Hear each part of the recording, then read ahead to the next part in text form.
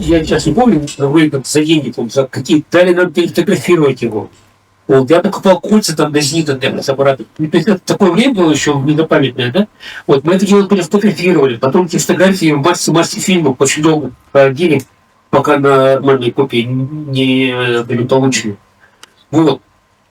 То есть я помню, вот извините, впечатление, я когда впервые увидел в деле фото трупов из морга, ну, я никогда не отличался какой-то слабой психикой. Вот, это было тяжело, там, после этого спать, вот так. Вот. И, кстати, вот эти фото трупов, они у нас были такие представления, что да, вот не надо их выкладывать, пытаясь это сделать, но это не стоит, это все равно как бы там разные или просто там, и сейчас вся информация, она есть. Вот. И вот так все это началось, а потом появился Юрий Константинович Куцевич, который стал организовывать встречи, на встрече стали приходить поисковики, а так как поисковики то туристы, я то туристы, а туристы такая маленькая мафия и большая. Вот, и там все знают, всем помогают, все это самое. Вот. Ну и постепенно вот это дело стало развиваться, оно стало развиваться именно в том, чтобы чтобы, знаешь, что-то получил из-за чего. Вот. И это, на самом деле, такой интересный момент, то есть у меня, есть люди, которые где-то самые пиарят, прийти вот там прессу, что ли, там кем говорили по телевизору. Нет, этого интересно не было, идея была такая, что мы собрали конференции, другие люди писали массу писем каких-то, да, но не было ни одного письма, кто бы точно сказал, что там было.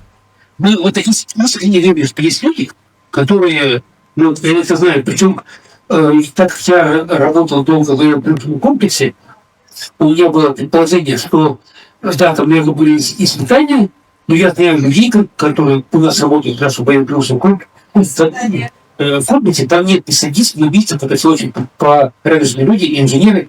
Да, может быть, испытания погибли студенты, но явно нет, не знали, какой-то случай сейчас, причем тут у меня было такое сомнение, и я думал, что они просто не знают.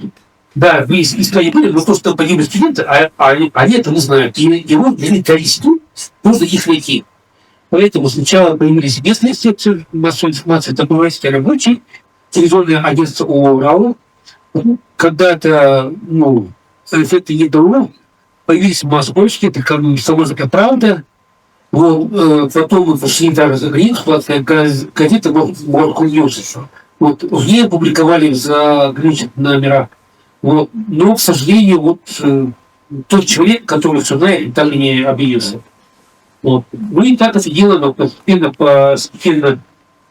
развивалось. Я, честно говоря, всю жизнь не занимался, пусть я массу других дел и проектов. То есть я то занимался, то отходил, но как-то, так получилось, что мы через всю жизнь прошел какой-то раз вид, как бы это не специально, так вот. Так вышло. Я сейчас хочу передать слово Елене Дмитриевской. Спасибо большое за то, что вы вообще согласились участвовать у нас в презентации, потому что я не была уверена, что Елена согласится. Елена как раз один из тех блогеров, который целенаправленно работает на свою аудиторию, заинтересованную в перевале, вот в этой истории тайны перевала Дятлова. И здесь, знаете, специально для Елены, просто у меня приготовлен такой вопрос. Вы знаете, мы очень много в этой истории все время обсуждаем различные версии. И ломаем копии на этих версиях, и все время спорим, и ругаемся. В частности, все это сообщество, которое интересуется этой темой. Но Елена в последние годы, я просто помню ее доклад на конференции, ежегодная конференция 2 февраля проходит в Екатеринбурге, наверняка знаете об этом. И Елена в прошлом году и в этом году представила доклады, которые, на мой взгляд, они очень сильно продвигают эту тему вперед, в ее развитии. Поэтому мне хочется, чтобы вы немножко рассказали, Елена, в своих докладах об этой работе, и тем самым ответьте, пожалуйста, на вопрос, а что нужно сделать? Отнести это обсуждение версий, но что нужно сделать для того, чтобы все-таки хоть каким-то образом приблизиться к этой тайне перевала Дятлова без всяких споров, руганий и так далее? Да, Елена Дмитриевская, Немножко ближе. исследователь с Генфрагом, блогер в последнее время, да. Значит, что я хотела сказать, да. Дело в том, что когда мы говорим о версиях, мы представляем себе некие конструкции, это достаточно вымышленные конструкции. Ну, где-то как-то, где-то обоснованные какими-то фактами из уголовного дела или еще какими-то фактами из вообще всей этой истории. Дело все в том, что спор о версиях, это спор с ветряными мельницами, получается. Версии идут в книге Николая Андреева представлено 64, на самом деле больше. И это совершенно, ну, наверное, достаточно бесплодный процесс, но тем не менее он рождает горячие споры, и каждый исследователь там, или просто человек, который уверовал в какую-то версию, все равно будет доказывать свою правоту, так или иначе. Вот. Что нужно сделать для того, чтобы перевести все это в конструктивное русло? Это нужно прежде всего работать с фактами. Отбросить, возможно, какие-то свои собственные привязки к своей собственной версии, да, или там чьей-то другой версии, к которой ты прикипел. Мы же с вами знаем, что вот даже в Ютубе мы видели, там под любым роликом оберевали Дятлова, спор идет прямо уже в комментариях. Нет, там было там наем, нет, там было убийство, нет, там на самом деле это просто лавина сошла. То есть, это все, наверное, кто следит за темой, это знает. Вот, поэтому совершенно бесполезно это и пресекать с одной стороны, а с другой стороны давать вот о фактах. И вот Наталья сказала о моих докладах. А доклады как раз связаны с анализом уголовного дела. А дело все в том, что дело очень неоднозначное само по себе, и оно достаточно резко выбивается из практики даже того времени. Мы видим документы, которые не соответствуют, скажем так, правилам оформления документов, документации даже на 59-й год. Мы видим, вот как раз мой прошлогодний доклад был посвящен теме актов СМЭ, судебно-медицинской экспертизы, судмедэксперта Возрожденного, который производил вскрытие и делал акты. Это касается и актов первых 5 найденных туристов, и последних 4 найденных туристов. Так вот, если вы, я думаю, что многим доступно в интернете это уголовное дело, сейчас выложено, можно посмотреть специально эти акты, и вы увидите, что там нет надлежащих подписей, и вы увидите, что там нет печати Бюро судебно-медицинской экспертизы, так как Возрожденный не сам по себе эксперт откуда-то взятый, это штатный эксперт Свердловского областного бюро. То есть, соответственно, эти акты должны были пройти все этапы оформления в Свердловском областном бюро. Там должна быть стоять печать бюро СМЭ, соответственно, причем прямоугольная печать. Там должны быть и другие печати, и другие подписи, которых мы не видим. Более того, мы видим какие-то правки, мы видим какие-то вмешательства в эти акты, корректировки были проведены. И такое ощущение, что это не подлинники, а перепечатки с подлинниками. И вот эти все нюансы, когда в них углубляешься, ты понимаешь, что загадка, она еще больше. То есть мы видим, что документы были, в общем, совсем нормально выглядят, да? С этим тоже нужно разбираться, в этом нужно думать. Вот сегодня я представила тоже доклад, в котором мы продолжили эту тему, в которой уже и подчистки, да, которые недопустимы, исправления. Выглядят как черновики или какие-то недоверенные копии, но на самом деле документы. Ну, в этом уголовном деле.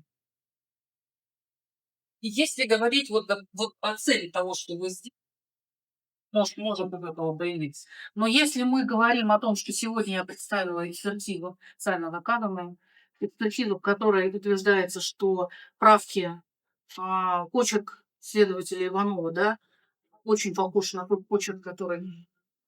То есть это вообще сделал один и тот же человек, который исправлял акты, то есть следователь вмешивался в бюро судебной, дела бюро судебной экспертизы, в то, что должен был производить судмедэксперт, а он независимое лицо. Следствие не имело права вмешиваться в акт судебно-медицинской экспертизы. Если мы говорим об этом, то, да, безусловно, это основание, возможно, для будущего пересмотра. Вот этого уголовного дела. то есть говорить о том, что Ну, вот это просто вот что-то он мне заговорил. Все, говорил? Я буквально два слова добавлю к тому, что сказала Елена. Она справедливо сказала, что это дело выложено в интернете, там, сейчас года посмотреть, но и вот я когда стал анализировать, я задался целью и посмотрел, ну, я просто это могу быть некой критикой перспективы, что дело нам там заглавной страницы разных лет, а имеет разное число листов. Вот то есть дело лежит в архиве, никто его не трогает, не идет, но суть в том, что меняется. Ну, как-то может быть, ну, для меня это будет какой-то, ну, я не понимаю. Я еще кое-что добавлю. Факт вот об некоторых изменениях в уголовном деле. Дело в том, что вот когда Алексей занимался всей этой историей в начале 90-х, в конце 80-х, в начале 90-х, то тогда вот благодаря именно Алексею Кирилл фотографировал все снимки, которые хранились в уголовном деле. Там два конверта, он переснял все эти снимки. Когда уже «Комсомольская правда» стала заниматься этой историей, и вот непосредственно Юрий Константинович Фунцевич, вот благодаря ему было полностью переснято, по-моему, в 2012 или в 2013 году, вот в 2012-2013, полностью было переснято снова уголовное дело. Уже вот это то уголовное дело, которое было потом даже опубликовано, оно передавалось в таком издании красивом, большом.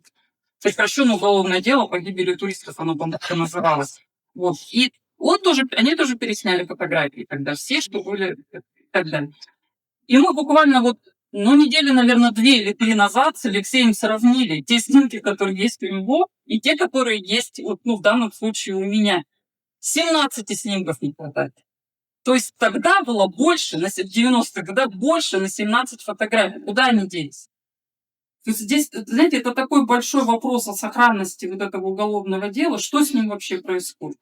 Если даже смотреть оригинал этого уголовного дела, знаете, там что интересно, там даже есть, например, постановление о физико-технической экспертизе, то есть это та самая экспертиза, которая выявила радиацию на вещах туристов и на их телах, оно заменено копией, не оригиналом.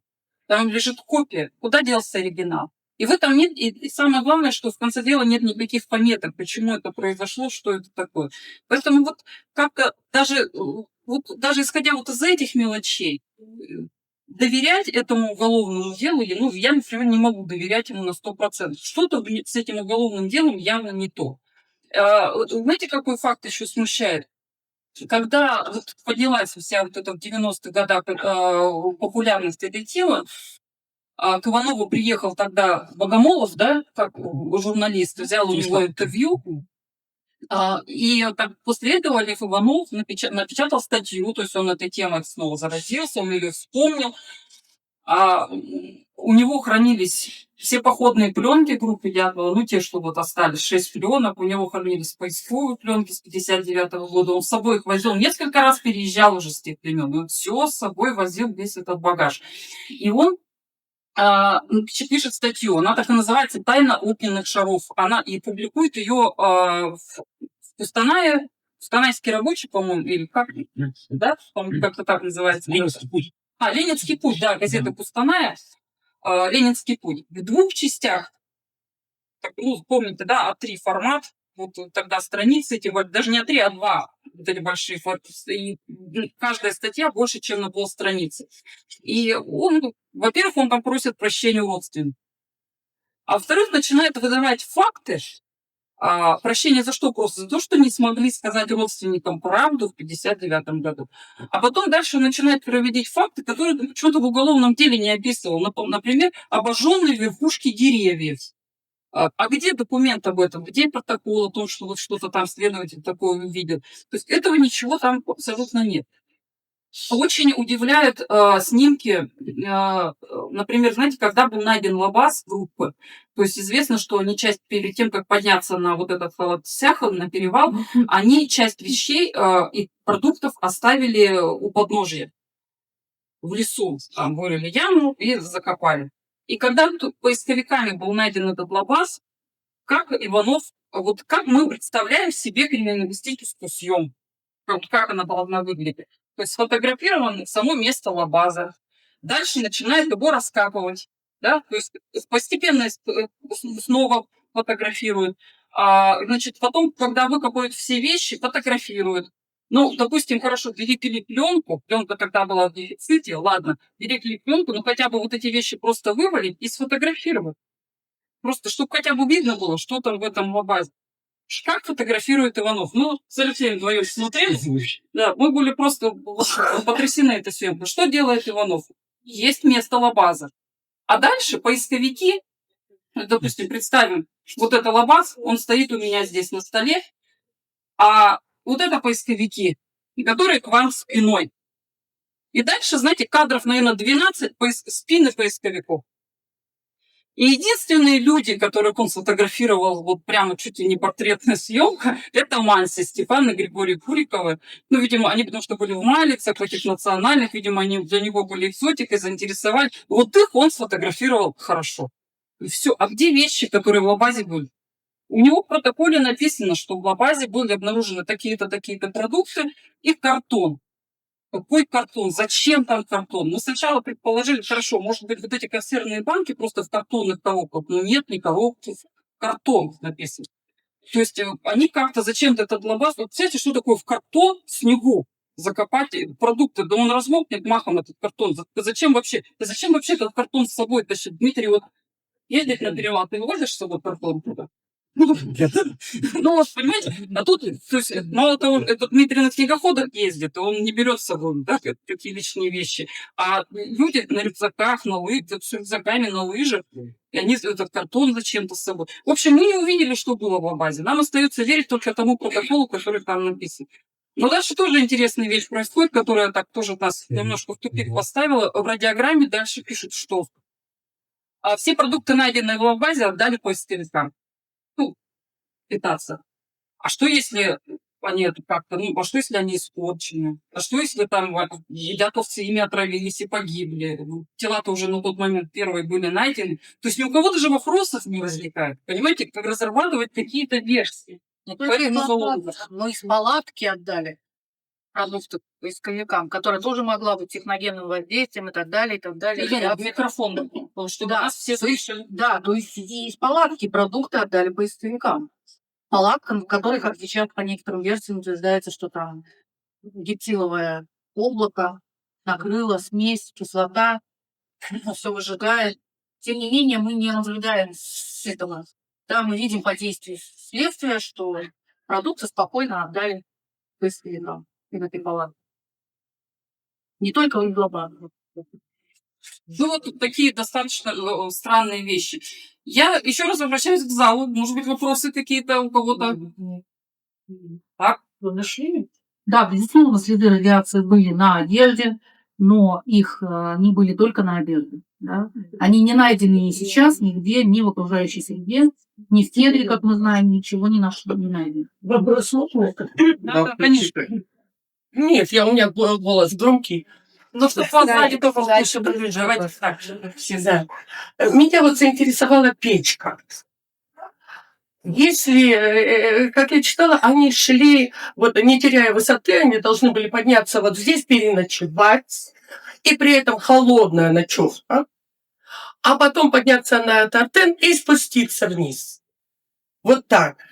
Но при этом они берут с собой печку. Это же тоже груз. Это и без дров. И по одним материалам я читаю, что когда нашли, печка была собрана. По другим материалам я читаю, печка была, наоборот, упакована. Вот лежали, что ее не собирали. Вы больше изучали. Все-таки была там печка и для чего? А знаете, если вот радиальный выход потом, то это инсценировка, что печка подложенная. мы сейчас этот вопрос адресуем Алексею Коськину, который 2 дня назад вернулся из лыжного похода на перевал Дятлова, и они ходили с печкой. Такой же печка, да. Вот с такой же, и, кстати, я хотела вам продолжу немножко. Хотела задать вопрос. Тогда вот везде пишут: о, Дятлов, такой инженер. И придумал такую печку, вообще такую современную и так далее. Но сейчас же не пользуются этой печкой, значит, это нет. Вы же не подвешиваете печку. Я вчера видела фотографии, она стоит. вопросов последовательно отвечу. Во-первых, печку там была, это точно, это разные поисковики ватных вот этих матросов, еще то есть печка была. Это первое. Второе. Были там дрова, там расходит. Сторона была набита дровами все, то есть там было одно полежка, непонятно. Да? Ты сказал, там полежка подпаленная. Вот. Но здесь я могу предположить, что они могли взять эту повестку или несколько повесток, чтобы печку отцепить утром, чтобы они проснулись, и там, соответственно, ну, спать нужно в холоде, а утром нужна печка. Для чего? Вот если это принципиальный момент, которого люди, которые в ходы не ходили, тем более в те годы, они не понимают. То есть там есть ботинки, они, которые ходили, они кожаные. Вот как вот от старого клыша, от таких от спортивных с обычными креплениями. Вот. Эти ботинки на морозе замерзают. Если ты эти ботинки не оттаешь и не пойдешь, это через полчаса у тебя будут такие морозоны, что дальше ты не сможешь. То есть ботинки, вот, даже в этом походе уже в нашем, перед тем, как их одевать, их подержали немножко у печки, и чуть-чуть размякли, и ходили, и как бы и пошли. Это стандартная туристская практика. Вот, это первое. И второе, зачем они вообще взяли? Ну, вот я понимаю, они должны были зайти на торпед и потом уйти в зону леса. И там где-то ночевать, и потом уже вернуться к лаборатории. Ну, давайте к версиям тогда перейдем, Дмитрий. С тебя начнем и дальше по очереди. Самая моя ужасная версия. Да нет, версии полной нет, но я вам расскажу просто... Ближе к микрофону. Так, раз нас слышно. Я поделюсь просто, какое впечатление у меня от тех фактов, которые вот я узнал, сложилось. Ну, во-первых, не хочу ни в коем случае бросить тень на Юрия Ефимовича Юдина, но мне очень странным кажется его уход со второго Северного. Далее, как мне кажется, группу догоняет некая другая группа людей, идущая быстрее, видимо, налегке. И между ними возникает сначала словесный конфликт, а потом, в общем-то, самая обыкновенная драка, причем в которой участвуют все, и девушки в том числе. Потом они как-то странным образом задерживаются на подъеме. По поводу Лабаза, ну вот у меня тоже какая-то своя мысль есть, что вот, видимо, та группа, которая их преследовала, она имела преимущество, то, что они шли налегке. И чтобы оторваться от них, они часть продуктов оставляют. Как я думаю, ни на какое топтан они не собирались. Так как вот идя в лесу по глубокому снегу, это очень сдерживает. Но наверху, по горам, там уже начинаются курумники, там уже практически без лыж передвигаться. То есть вечером они пытаются уйти в отрыв, уходят как можно дальше, не спускаются в лес, в лесу всегда теплее, оставят палатку на склоне, причем на высоте. Высота позволяет вести какое-то наблюдение вот, за нижайшей территорией.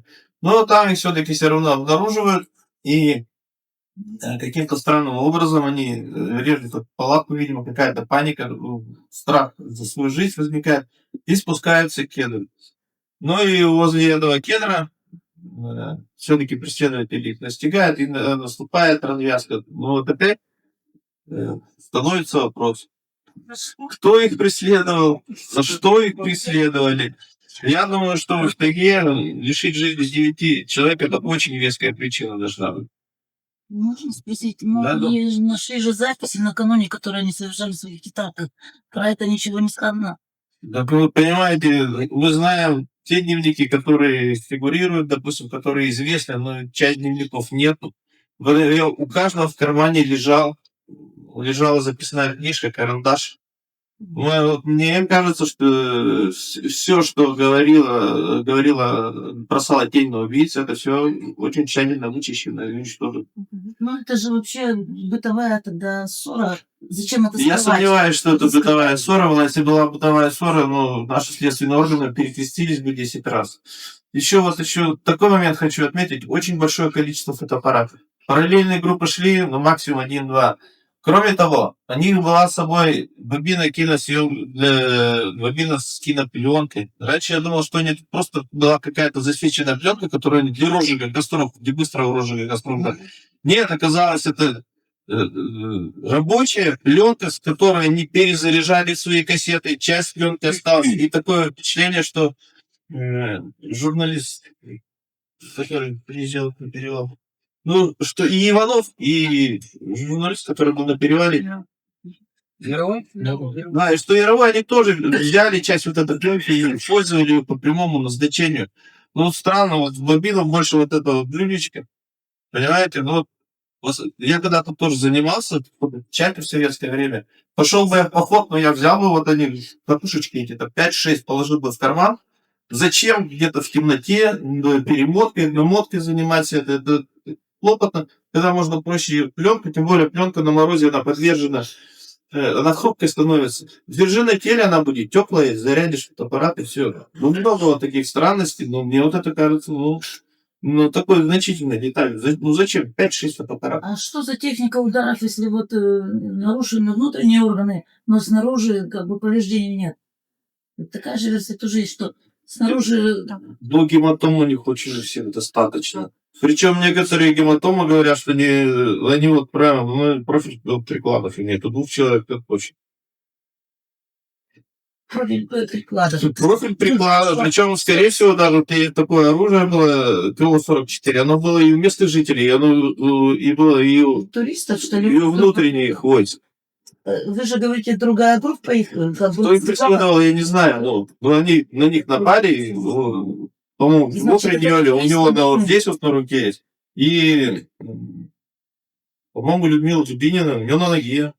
Четкий след, вот такой вот, который укладывается в контур приклада. Давайте я продолжу, Дмитрий. Это версия не то чтобы военная, это же ближе к криминальному, по общему криминальному управлению. Почему? Потому что мы в первую очередь должны от травм, да, отталкиваться, да, каких-то. То есть, когда мы изучаем эти акты, понимаем, что там были какие-то, ну, скажем так, попытки скрыть совершенно очевидно какие-то травмы.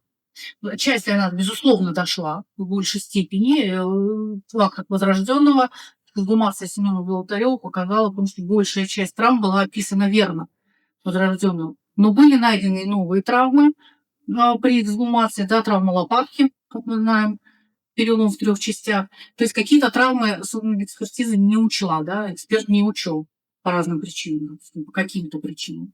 Какие-то травмы, вот корректировка актов СМЭ явно присутствовала. То есть мы ставим вопрос по версии в чем? Что могли скрывать, да? Если бы это было какое-то природное, да, происшествие, завал снегом, ну еще что-то, ну, наверное, вряд ли бы стоило заморачиваться с тем, чтобы что-то там корректировать. Прямо вот давить на экспертов, скажем так, каким-то образом. При описании.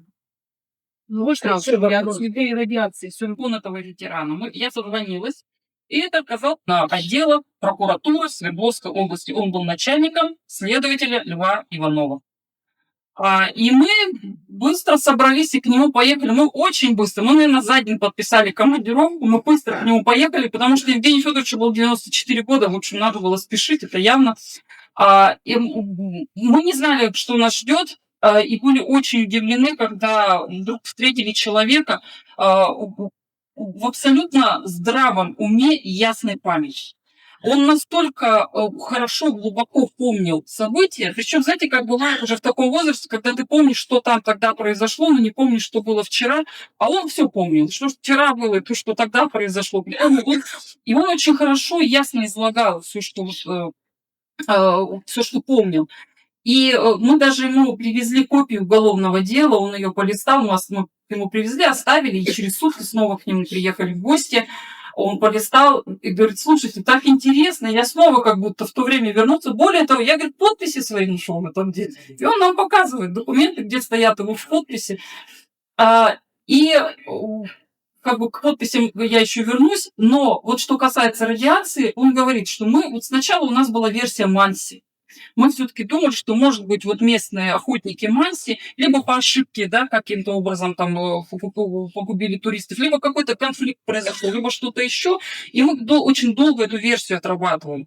Но потом, когда, говорит, я пообщался вот с депутатом городского совета Ивделя Степаном Куриковым, а это такой был, ну старейшина рода, шаман даже, вот насколько Дмитрий смог выяснить это. Да, то есть это такой был авторитет. Окишев даже говорит, вот он приехал, и мы ему специально оплатили номер в гостинице. Он туда заселился, в этот номер, а он приехал на оленях. Олени, сами. Он заселился в этот номер. И, в общем, в 12 ночи он вышел из этого номера. Зима вообще-то, февраль месяц, он вышел спать в санях. И мы на утро-то видим, он в санях спит и крылся тулупом. Молится за своих. Что такое? Вот почему вы так? Не могу, говорит, мне надо спать на улице. Вот настолько такая вот уже привычка и самобытность, и традиции вот этого народа. В гостинице, в общем, он не смог спать в каких-то таких комфортных условиях. И в какой-то момент мы поняли, что здесь дальше в этой версии ходу нет, потому что явно, что что-то другое там произошло. И решили мы, говорит, копнуть в сторону каких-то, может быть, военных испытаний, потому что тогда так много было каких-то испытаний, и об этом никто не говорил, это все всегда было засекречено, тем более уральский военный опыт. Тут понятно, что, скорее всего, могли что-то испытывать, а вдруг туристы стали жертвами этих испытаний. И мы, говорит, отправили запрос в вышестоящую прокуратуру, в республиканскую, в Москву, прокуратуру РСФСР. Ответа на запрос они не получили, зато приехал зам прокурора республиканского Сергей Ураков, который распорядился прекращать уголовное дело, а родственникам говорить, что это был несчастный случай. Пытались мы, говорит, какие-то объяснения получить, но ничего не получили. На тот момент, на момент прекращения уголовного дела, это май месяц, Окишев как раз, начальник отдела был в отпуске, Лукин, и Окишев как раз остался за него. Мы, говорит, пытались что-то как-то, нам просто сказали, ничего, не надо ничего спрашивать, просто вам приказ уголовное дело прекращать. А как мы его будем прекращать, вспоминает Евгений Федорович, с какой формулировкой мы, как сами придумайте, родственникам говорите, что был несчастный случай. И мне кажется, если мы снова берем эту радиацию, то исходя из этих испытаний, наверное, Иванов все-таки назначить, исходя из подозрения на какие-то испытания, он мог назначить эту физико-техническую экспертизу.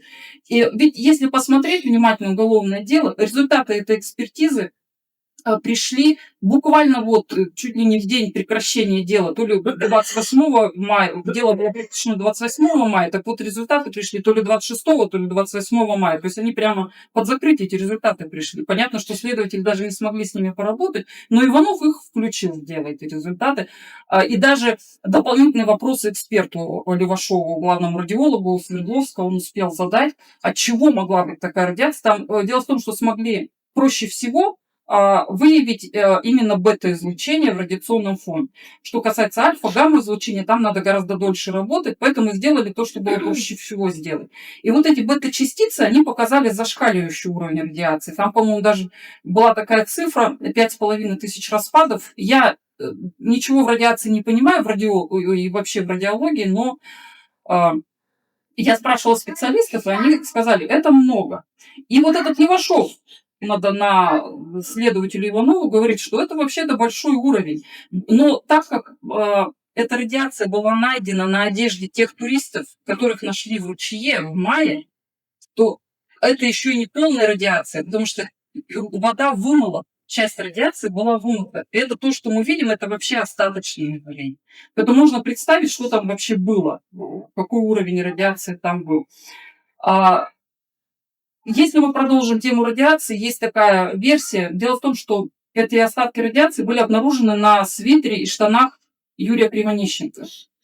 И Юрий Кривонищенко работал на заводе «Маяк». Все вы здесь на Урале живете, вы знаете, что это за завод. И в 1957 году произошла авария, был очень большой выброс радиации с этого завода. Юрий Кривонищенко, кстати, работал как раз, он руководил бригадой по устранению последствий этой аварии. И след, по которому прошла радиация, он называется Восточно-Уральский радиационный след, так называемый ВУРС.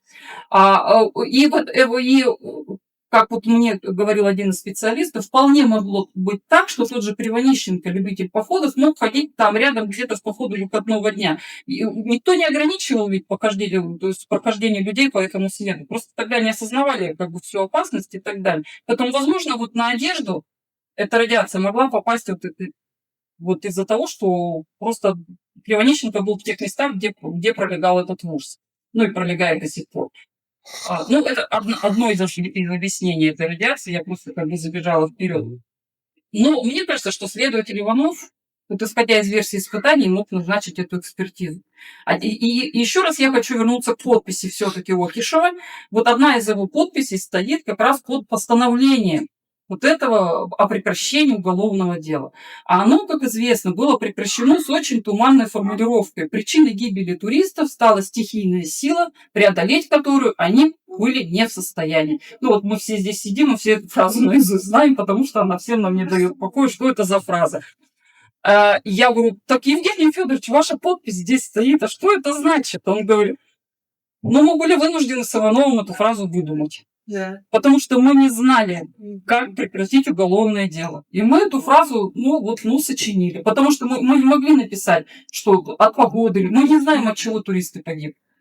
И это дело, говорит, вот столько лет прошло, а до сих пор у нас, оказывается, очень большой архив фотографий из этого дела хранил, но они, к сожалению, у него были утрачены во время одного из переездов.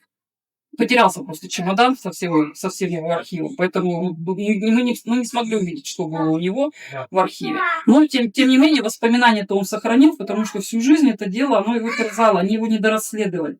Ему вот как всегда казалось, что что-то не то было сделано. И когда дело прекратили, родственникам отдавали вещи туристов, аппараты те же самые, там, деньги возвращали, которые были найдены там у вещах туристов и так далее. И, родственники же задают вопросы, что произошло. И мы говорит, вот, в частности, приходит ко мне мама там одного из туристов, и я ей говорю, что, несчастный случай, от чего погиб мой сын? Вы знаете, это был несчастный случай. А что это был за несчастный случай? Я вам не могу сказать. Вот это был несчастный случай. Да вы фашист. Вы скрываете от меня смерть моего сына, причину гибели моего сына. Вы просто не хотите мне ничего говорить. Евгений Федорович прошел всю войну, он был военным летчиком, он ветеран, у него награды, он получил тяжелейшее ранение во время одного из боев, у него пробит череп, то есть у него, причем даже так, то место, где была рана, там у него так и не было, в общем, он не делал никакой восстановительной операции, у него так, в общем, части кости не было в черепе. Если можно так сказать, я, наверное, сейчас очень косноязычно выразилась, но тем не менее, это тяжелейшее ранение. У него все время были дикие головные боли. Он тяжело все это столько лет, десятилетиями жил с этими болями. И вдруг ему вот так в лицо, да вы фашист. Он говорит, это было невыносимо. Вот настолько. И мы ничего сделать не можем. Я не могу сказать, что случилось этой матери. Потому что я не знаю.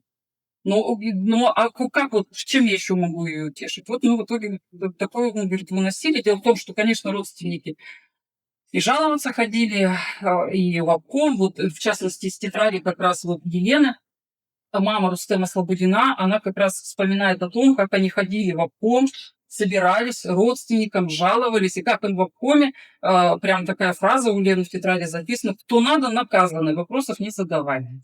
А кто наказаны, то надо наказывать, совершенно понятно. Еще, наверное, вопросы есть.